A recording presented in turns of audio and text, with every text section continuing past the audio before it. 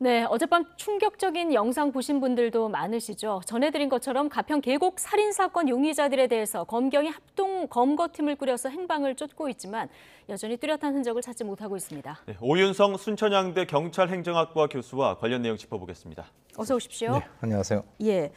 자, 용의자로 지명된 2명, 이은혜, 조현수, 공개 수배 열흘째고요. 지금 작년 12월부터 행방이 묘연한 상태입니다. 이렇게까지 꽁꽁 숨을 수 있을까 싶은데 지금 카드, 휴대전화 사용 흔적 하나도 안 잡히고 있거든요. 어디에 있을 가능성이 큰 겁니까? 일단 뭐 생존 반응이 지금 전혀 없고요. 예. 그리고 뭐 병원 기록, 카드, 휴대폰 전혀 없습니다. 아마 이제 이 사람들이 보통 일반인들하고는 좀 다르게 이 범죄와 많이 연관이 돼 있기 때문에 휴대폰 같은 경우는 추적을 당한다는 걸 다 알고 있을 것이고 예. 카드도 마찬가지일 거예요. 그런데 이제 그 직전에 그 많은 네티즌들을 대상으로 해서 이제 고소를 해서 합의금을 현금으로 챙겼다라고 네. 하는데 좀 주목을 한다면 아마 충분한 현금을 가지고 있지 않겠는가 하는 생각이 들고요. 그래서 이제 어디 요즘에 뭐 캠핑할 그럴 그 시절은 조금 이제 빠르니까 모텔 같은 데서 지금 있을 가능성이 있는데 지금 네. 코로나 때문에 전부 이제 마스크라든가 뭐 모자를 쓰고 잘 이제 그런 것이 좀 어려운데 그래서 제가 볼 때는 대포폰을 사용을 하면서 모텔 같은 데서 뭐 배달 음식을 뭐 먹는다든가 이렇게 되면은 좀 장기적으로 이제 그 은닉을 할 수가 있는데 본인들의 입장에서는 현금이 떨어지게 된다면 뭔가 좀 본인들이 더 이상 버티기가 힘들지 않겠나. 근데 뭐 일각에서는 이런 얘기도 있습니다. 이제 뭐 외국을 혹시 나간 거 아니냐. 출국 기록은 없고 지금 출금 금지 조치가 돼 있었거든요. 그 상황에서 밀항이라고 하는 게 그렇게 쉬운 게 아니니까 제가 볼 때는 아직 국내에 있으면서 현금이 떨어질 때까지 좀 버티고 있는 것이 아닌가 이렇게 생각이 듭니다. 어제 또 충격적인 영상이 하나 공개가 됐습니다. 이 사건 보도했던 언론사가 공개를 했는데 이 범행 현장에서 계속 튜브를 흔들거나 뭐 그 피해자가 미안해 뭐 그만하자 하는데도 계속 조롱하는 듯한 말투들의 영상이 있었거든요. 이 부분 어떻게 보셨습니까? 지금 이제 사실 그 피해자하고 그 주위에서 조롱하는 사람들과의 이 연령 차이가 한 10살 정도 차이가 나요. 그러니까 이제 좀 약간 이상하다고 느끼셨을 텐데 제가 볼 때는 특히 이제 이 이은혜가 자기 남편에 대해서 주위 사람들에게 얘가 어떻고 이런 얘기를 해요.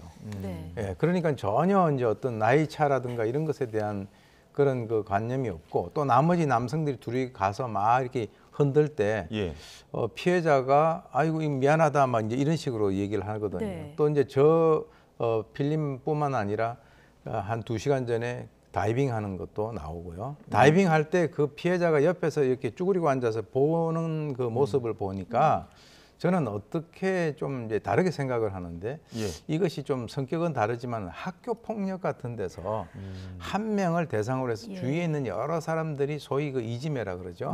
하는 그런 어떤 그 모습을 제가 느꼈단 말이죠. 어제 영상 보신 분들은 아마 교수님하고 비슷한 생각하신 분들 꽤 있을 것 같아요. 그렇습니다. 그래서 가위바위보 해가지고 수박을 갖다가 머리로 깬다든가 할 때 옆에서 이제 그 조롱한다든가. 근데 사실은 10살 정도 차이 나면 거기에 같이 가위바위보 할 정도의 나이가 아니죠.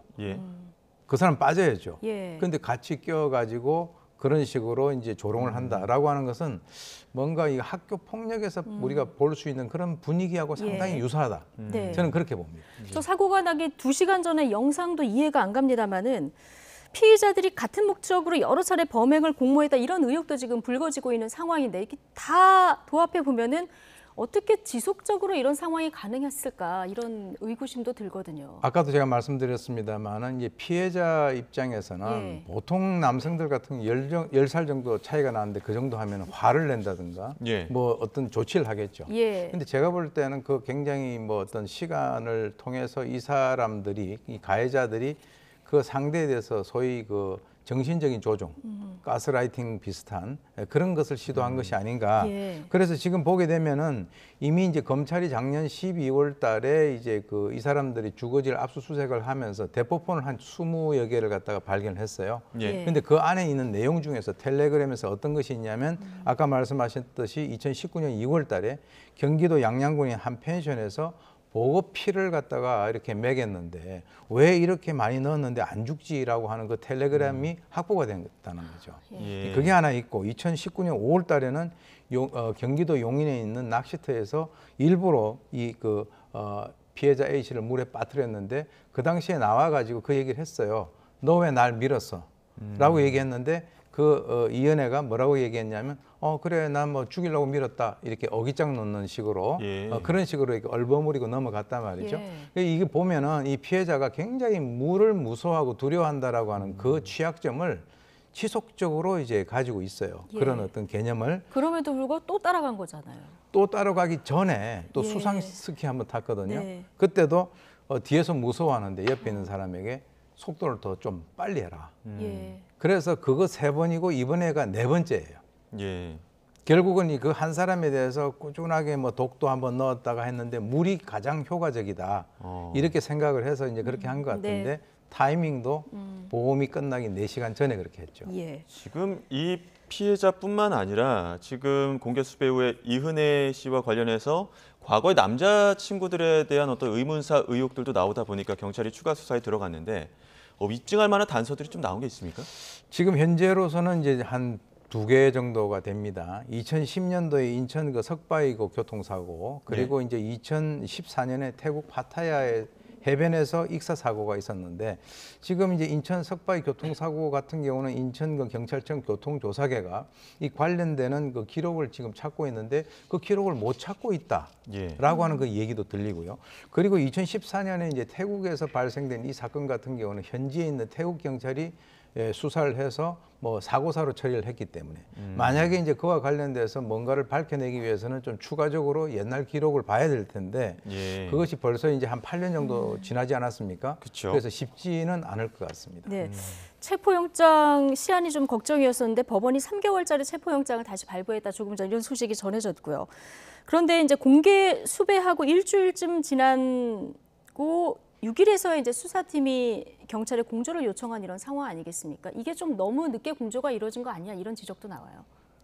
가장 그 이상적인 것은 공개 수배를 하기 전에 네. 검찰 측에서 이제 경찰에다가 우리 공개 수배를 할 거다. 그러니까 이제 같이 우리가 검경 그 수사팀을 구성을 하자라고 얘기를 해서 이미 수사팀을 구성을 해놓고 공개 수배를 하는 것이 모양새가 훨씬 좋을 뻔했는데 뭐 좌우간 결과적으로는 한 6일 지나서 이제 그렇게 공조를 요청을 했으니까 모양새는 그렇게 썩 좋게 보이지는 않습니다. 예, 뭐 시일이 지나면 지금 현금 결제로 버티고 있는 상황을 추측을 하셨기 때문에 시일이 지나고 나면 조금 더 흔적을 좀 찾을 수 있지 않을까 이런 생각이 드는데요. 주제를 좀 바꿔서 이 이야기도 해보겠습니다. 택시 기사가 이렇게 지인과 통화하는 것처럼 경찰에 신고를 해서 보이스피싱 수거책을 검거에 도움을 준 이런 일이 있었는데 경위 좀 설명을 해주시죠.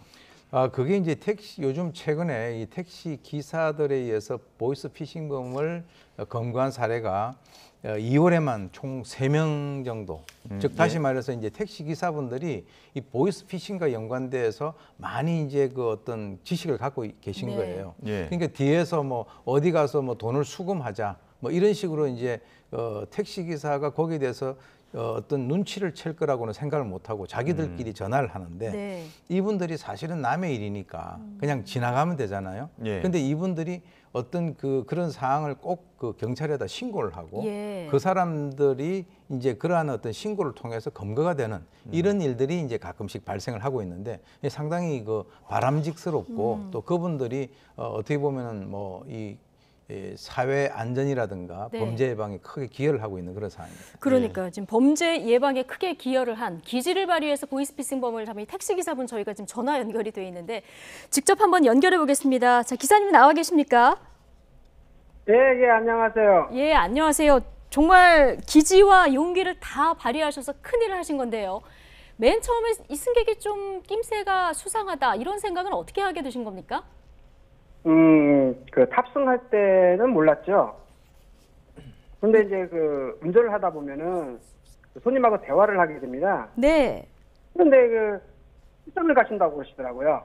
그래서 제가 여쭤봤죠. 어떤 출장이십니까? 그랬더니 뭐 실내 인테리어 뭐 이런 식으로 말씀을 하시더라고요. 예. 그래갖고 그러면 하자보수 가시는 거네요. 그랬습니다. 예. 그러면서 이제 대화가 되기 시작을 했죠. 예. 예. 그런데 이렇게 지금 택시에 탑승하기 전에 이미 한 달 전에 탑승했던 손님이 보이스피싱 어떤 수거책이다 이런 연락을 받으신 적도 있었다고요? 예. 제가 맨 처음에 그 손님을 태웠을 때는 예. 여주를 가는 거였습니다. 예. 여주를 가는 건데 여주를 가면서 이제 그 대화를 하면서 간 거죠. 네. 뭐라 그러나? 이전에 탑승했던 적이 있었다라는 것도 기억을 떠올리신 건가요?